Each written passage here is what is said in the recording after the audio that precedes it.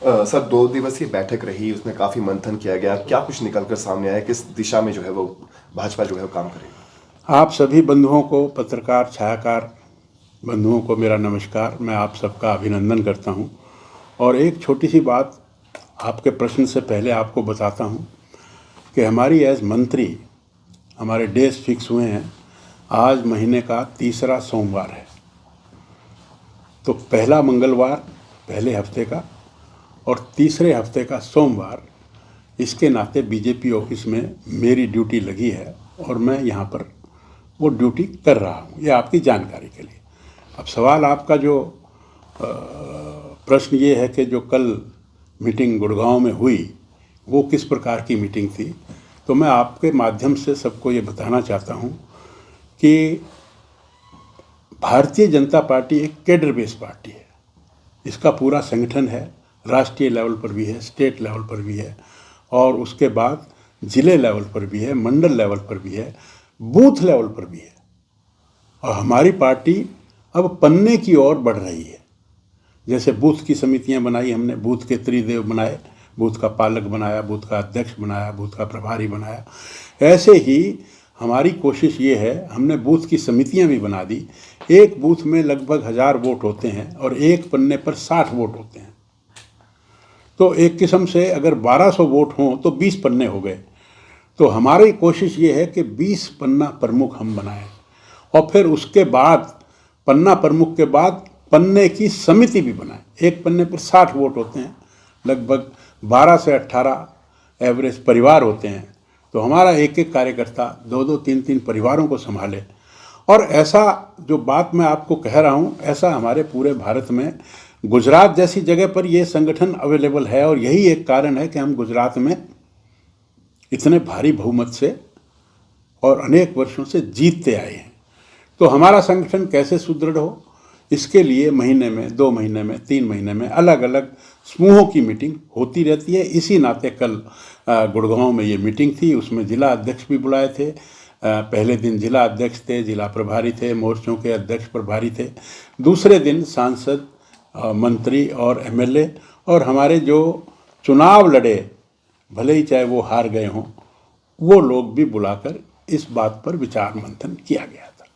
Sir, सांसद धर्मवीर सिंह ने बाकायदा केंद्रीय मंत्री से बातचीत की है। उन्होंने कहा है कि भिवानी को जो है वो एनसीआर एरिया से बाहर कर दिया जाए। किस तरीके से देखते हैं, एनसीआर में रहने का फायदा है, एनसीआर से हटाने का फायदा? ये अपना अपना व्यू है। चौधरी धर्मवीर जी का ये व्यू हो सकता है, तो व्यू हो सकता है, तो उसके नाते उन्होंने उनसे बात की होगी। तो इसमें मैं समझता हूँ कि उनसे ये प्रश्न करें तो ज़्यादा उपयुक्त रहेगा। किस तरीके से देखते हैं सर, एनसीआर में होने के फायदे भी हैं और एनसीआर में होने किस तरीके, दोनों कैबिनेट मंत्री दोनों आपका क्या? देखिए, दोनों बातें होती हैं। एनसीआर में होने के कई फायदे हैं, लेकिन कई दफ़ा जैसे ये गाड़ी की मैं आपको बात बताता हूँ। एनसीआर में ये कहा है कि भी 15 साल से पुरानी गाड़ी नहीं चलने देंगे। तो वैसे तो वो अच्छी बात है, नहीं चलने देंगे तो उससे एक्सीडेंट, प्रदूषण ये कम होगा, लेकिन वो नियम एनसीआर के अलावा जो स्थान है उनमें नहीं है। तो जिनके पास 15 साल से ऊपर की गाड़ी है वो ये चाहेंगे कि हम एनसीआर से बाहर रहें, और जो एनसीआर के अंदर हैं उनको और तरह की सहूलियत मिलेंगी, तो उसमें वो ये चाहेंगे कि हम एनसीआर के अंदर रहें। ये थोड़ा पर्सनल वेरिएशन होता है और उस हिसाब से व्यक्ति अपना लाभ हानि देखता है। और सर, कांग्रेस जो है वो 21 तारीख को कांग्रेस की भारत जोड़ो यात्रा जो है वो हरियाणा में एंटर कर रही है। 2 चरणों में भारत जोड़ो यात्रा जो है वो हरियाणा के अंदर चलेगी। किस तरीके से देखते हैं? लोकतंत्र में प्रत्येक व्यक्ति को, प्रत्येक पार्टी को अपनी तरह से कार्य करने का अधिकार है। अब ये उनका अपना मामला है। अब वो कांग्रेस को भी कैसे जोड़ पाते हैं या नहीं। और जब देश आज़ाद हुआ था तो विरासत में ऐसा वो क्लेम करते थे और पूरे देश में और हर एक प्रांत में उन्होंने 40-50 साल राज किया और अब उनका कोई नाम लेवा भी नहीं है। तो छटपटा रहे हैं, काम कर रहे हैं, उनका अपना आउटलुक है, हमें इससे कोई लेना देना। सर, प्रदेश के अंदर जो है बाकायदा अलग अलग मुद्दों को लेकर जो है वो लगातार जो है वो लोग हड़ताल पर बैठे हैं। चाहे एमबीबीएस बॉन्ड पॉलिसी की बात करें, भर्ती की बात करें, पुलिस कांस्टेबल की भर्ती की बात करें, किस तरह, और विपक्ष जो है वो लगातार हमलावर बना हुआ है कि लगातार जो है भर्ती मामलों में फर्जीवाड़े की बूझ जो है वो निकलकर सामने आती है। नई नई पॉलिसीज जो है वो एग्जीक्यूट करने की कोशिश आती है जिनका आम जन से कोई सरोकार नहीं है। विपक्ष का काम है और उसका दायित्व भी है। विपक्ष कोई बात उठाता है, जो सत्ता पक्ष है, कम से कम भारतीय जनता पार्टी, वो तो हर एक पक्ष को ठीक उसमें लेती है। विपक्ष का काम विपक्षी आवाज़ उठाना जायज़ है, और हम भी अगर कोई पॉलिसी बनाते हैं और उसमें कोई विपक्ष की बात आती है और वो हमें ठीक लगती है तो हम उसको करेक्ट करते हैं, और हेल्दी डेमोक्रेसी में ये होना भी चाहिए। तो जहाँ तक उनका भ्रष्टाचार की बात है तो हर चीज़ रिलेटिव होती है, एब्सोल्यूट टर्म में कोई चीज़ नहीं होती।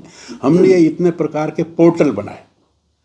पोर्टल बनाने का एकमात्र ध्येय यही है कि एक तो डिजिटलाइजेशन होती है, रिकॉर्ड अच्छा होता है, दूसरा जब ऑनलाइन सब चीज़ें अप्लाई करते हैं तो उसमें भ्रष्टाचार नहीं के बराबर होता है। अब उसमें भी कोई रास्ता निकाल ले तो निकाल ले, लेकिन एक आम तौर पर कोई भी चीज़ ऑनलाइन आती है तो रिलेटिव भ्रष्टाचार उसमें कम होता है, मैं समझता हूँ। तो हम भ्रष्टाचार को दूर करने की ओर अग्रसर हैं। हमने अनेक प्रकार के नगर दर्शन हैं, हमने हरियाणा इंजीनियरिंग पोर्टल बनाया है, हमने ऑटो अपील सिस्टम का पोर्टल बनाया है, हमने प्रॉपर्टी आईडी का पोर्टल बनाया है, हमने दुनिया भर के पोर्टल बनाए हैं जिसमें ग्राम दर्शन बनाया है। तो इस तरह के पोर्टल से हम समझते हैं कि आने वाले डिजिटलाइजेशन, जो न्यू इंडिया, जो न्यू टेक्निक जो पूरे विदेशों में भी आज चल रही है, उस टेक्निक को अप्लाई करने के लिए हम इस ओर बढ़ रहे हैं, और मैं समझता हूं कि इसका लाभ कहीं ना कहीं मिलेगा। सर, किसान जो है वो एक बार फिर से आंदोलन की राह पर हैं। जिस तरीके से उनका साफ तौर पर कहना है कि जो वादे हमारे साथ किए गए थे उन वादों को जो है वो पूरा नहीं किया गया, एमएसपी की गारंटी कानून नहीं बनाया गया है, इसके अलावा जो मुकदमे दर्ज हुए थे किसानों पर उनको वापस नहीं लिया गया है, खाद की दिक्कत आए, बहुत सारी नहीं, हर चीज़ में जहाँ तक खाद की बात है, जहाँ तक किसानों के केस वापस लेने की बात है, इन सब की ओर प्रयास चल रहा है, और जैसे भी जो नियम होंगे उन नियम के तहत वो वायदा हम पूरा करेंगे। एमबीबीएस बॉन्ड पॉलिसी को लेकर किस तरीके से देखते हैं सर? मुख्यमंत्री ने भी बातचीत करी, लेकिन अभी भी स्टूडेंट्स इसमें मैं समझता हूँ कि जो सबसे मुख्य मुद्दा है वो जनता की सेवा करना है, और सरकार के नाते सरकार का ये दायित्व है कि जो हमारे 2.5 करोड़ लोग हैं उनको किस प्रकार से स्वास्थ्य सेवाएं मिलें। तो उस मिलने के लिए डॉक्टरों की बड़ी कमी है। आने वाले समय में हम 22 जिलों में मेडिकल कॉलेज खोलने का हम काम कर रहे हैं, तो 5 साल के बाद ये डॉक्टरों की कमी पूरी होगी। तो इस पर थोड़ा एक कैप लगे, एक रेस्ट्रिक्शन हो, तो इसलिए कुछ ना कुछ पाबंदियां लगाने का सरकार ने प्रयास किया है। तो जनता हित में, जनहित में, लोगों को सेवा मिले, इस हित में, और स्टूडेंट्स का डेमोक्रेटिक सेटअप में उनका अपना अधिकार है, तो उनसे बातचीत चल रही है, और मैं समझता हूँ कि बातचीत जो है वो रिजल्ट निकलने के कगार पर है और मामला सुलझा लिया जाएगा। सर, विधानसभा का शीतकालीन सत्र शुरू होने जा रहा है। बहुत से मुद्दे हैं विपक्ष जिनको लेकर काम रोको प्रस्ताव, स्थगन प्रस्ताव विधानसभा में देगा। किस तरीके की तैयारी पहले से? तैयारी हमारी पूरी है, और एक तैयारी का प्रमाण मैं आपको देता हूँ। पहले ये सदन शुरू होना था 22 तारीख को, और डिक्लेयर भी कर दिया था 22 तारीख को, 22 को, और शायद 26-27 को, ऐसा कुछ। लेकिन हुड्डा साहब ने, जो हमारे विपक्ष के नेता हैं, उन्होंने कहा कि उनकी यहाँ पर भारत जोड़ो सो कॉल्ड यात्रा निकल रही है, तो जो अपोजिशन के विधायक हैं वो सत्र में नहीं आ पाएंगे। अगर हम चाहते तो सत्र को उन्हीं दिनों में रख सकते थे, लेकिन डेमोक्रेसी में अगर अपोजिशन सदन में ना हो तो सत्र चलाने का कोई अर्थ नहीं रह जाता डेमोक्रेसी में। उनकी इस बात को, इन सजेशन को हमारे हरियाणा के लोकप्रिय और यशस्वी मुख्यमंत्री श्री मनोहर लाल जी ने तुरंत माना और डेट्स में चेंज किया। मैं समझता हूं कि ये इस बात को प्रमाणित करती है कि हम विपक्ष के सभी हल्ला बोल जो मुद्दे हैं उनका जवाब देने के लिए तैयार है। सर, एक निकायों में के जो हाल ही में जो चेयरमैन वगैरह चुने गए हैं उनकी भी दिक्कत थी कि उनको विकास के लिए ज़्यादा जो पैसा यूज करने की पावर नहीं दी जाएगी। अब ऐसा ही कुछ सरपंच के साथ भी हो रहा है, तो क्या सरकार निचले स्तर के ऊपर विश्वास नहीं कर नहीं, रही? सरकार इस बात पर विचार कर रही है और इस बारे में अभी थोड़े दिन पहले मैं पंचायत की तो बात नहीं कर सकता क्योंकि मेरे जिम्मे जो शहरी निकाय है, तो जो हमारे परिषद के और जो पालिकाओं के चेयरमैन थे उनके साथ, उनके रिप्रेजेंटेटिव के साथ बैठकर बात हुई है। उन पे कुछ साझा कार्यक्रम भी है, तो उस पे विचार चल रहा है। उनका ये मानना है कि उनको भी इस बात का एहसास होना चाहिए कि वो चेयरमैन हैं, तो उन बातों पर हम विचार कर रहे हैं और शीघ्र ही कोई ना कोई फैसला निकल आएगा। सर, इस बार का विधानसभा का शीतकालीन सत्र जो है वो कंप्लीट डिजिटल होने जा रहा है। बहुत से विधायक ऐसे हैं जिनका कहना है कि हमें ये चीज़ समझने में काफ़ी दिक्कतें आएंगी और ये हमारे बस की बात नहीं है। ये बाकायदा नेता प्रतिपक्ष भूपेंद्र सिंह हुड्डा भी कह चुके हैं और बाकी अन्य विधायक भी कह चुके हैं। किस तरीके से ठीक बात है उनकी, लेकिन अगर हम इसी विचार पर अटके रहे तो आज जो आप ये हमारा इंटरव्यू ले रहे हैं और इसको किस तरह से चैनल्स पर आप ब्रॉडकास्ट कर रहे हैं, शुरू में आपको शायद ये गेम भी नहीं आती थी, लेकिन ये नीड ऑफ द आवर है। अगर हमें विश्व के साथ चलना है तो हमें इसी ओर अग्रसर होना ही पड़ेगा। हो सकता है शुरू के 5 महीने, 6 महीने, साल, 2 साल ये प्रॉब्लम आ सकती है। आज मैं भी मोबाइल फ़ोन का इस्तेमाल करता हूँ, तो मैं भी कंप्यूटर फ्रेंड नहीं हूँ, पर नहीं हूँ तो मुझे इसका संताप रहता है। मैं इसको कोई गौरव से नहीं कहता कि मेरे को तो नहीं आता, मैं तो सिर्फ फ़ोन उठाना और जानता हूँ, थोड़ा बहुत व्हाट्सएप देख लेता हूँ, लेकिन मुझे इसका संताप है कि मुझे क्यों नहीं आता, आना चाहिए। तो ऐसे ही अब जो हम इस डिजिटलाइजेशन की ओर जा रहे हैं, शुरू में ये प्रॉब्लम्स आएंगी, प्रॉपर्टी आईडी में भी ये आ रही हैं, लेकिन आप ये देखिए कि पूरे प्रांत की 42,70,000 प्रॉपर्टियों को कलमबद्ध करना। अब हम एक शादी का कार्ड भी अगर छपवाते हैं तो उसका प्रिंट आउट निकालते हैं, उसकी गलतियां ठीक करते हैं, फिर प्रिंट आउट निकालते हैं, फिर गलतियां ठीक करते हैं।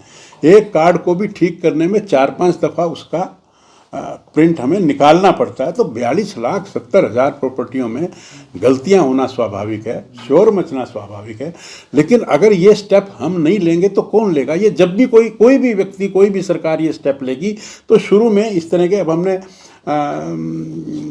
डिपो होल्डर का जो मामला ऑनलाइन किया तो शुरू में बड़ी दिक्कत आई। आज कोई भी जो डिपो जो कार्ड होल्डर है वो किसी भी डिपो से राशन ले सकता है। अब ये कितनी बड़ी उपलब्धि है।